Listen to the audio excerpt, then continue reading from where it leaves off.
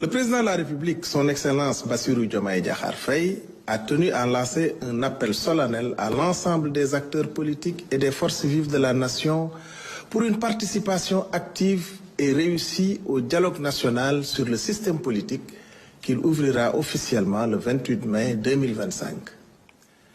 Le ministre de l'Intérieur, en coordination avec le cabinet présidentiel et le facilitateur général, veillera à la mobilisation de toutes les parties prenantes, partis politiques, sociétés civiles, syndicats, employeurs, leaders religieux et coutumiers, ainsi que les organisations de jeunesse et de femmes, afin d'assurer le bon déroulement des travaux conformément aux termes de référence validés.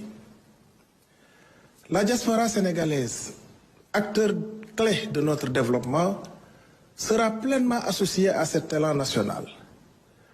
Le chef de l'État a salué leur contribution essentielle à la vie politique, économique et culturelle du Sénégal.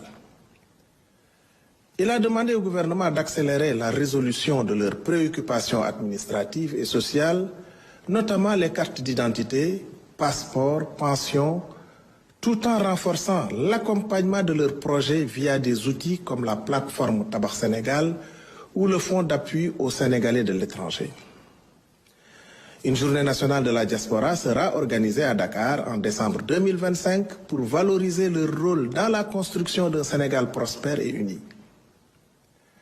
Sur le plan économique, le débat d'orientation budgétaire à l'Assemblée nationale avant fin juin 2025 devra présenter la nouvelle stratégie de l'État en accélérant les réformes pour une transformation durable.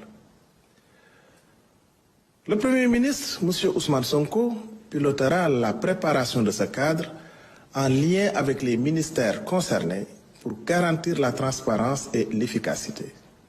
Enfin, le président de la République a insisté sur l'organisation du Forum Invest in Sénégal prévu les 7 et 8 octobre 2025 pour attirer les partenariats win-win et sur la campagne de commercialisation de l'anacarde où le gouvernement devra mobiliser tous les moyens logistiques et sécuritaires tout en soutenant la transformation locale pour relancer cette filière stratégique.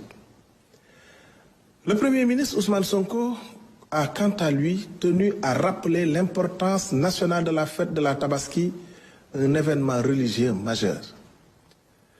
Pour garantir son bon déroulement, un conseil interministériel a été organisé avec des mesures concrètes, assouplissement des contrôles pour les camions transportant des moutons, exonération fiscale, renforcement de la sécurité sur les points de vente et autorisation pour les bergers d'accompagner les animaux. Le Premier ministre s'est félicité de la bonne application de ces directives et a demandé aux ministres concernés de veiller à leur respect sur tout le territoire. À ce jour, le marché des moutons affiche près de 50% de l'objectif national avec plus de 400 000 têtes recensées. Les points de vente sont bien aménagés et les marchés de l'oignon et de la pomme de terre restent stables. Le gouvernement agit aussi pour la solidarité nationale avec des aides financières destinées à des milliers de ménages vulnérables afin que tous puissent célébrer la Tabaski dans la dignité.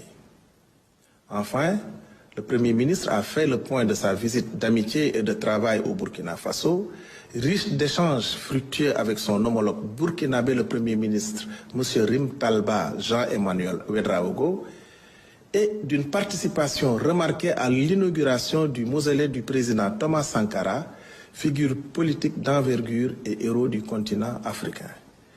Il remercie chaleureusement le peuple ami et frère du Burkina Faso pour l'accueil qui lui a été réservé.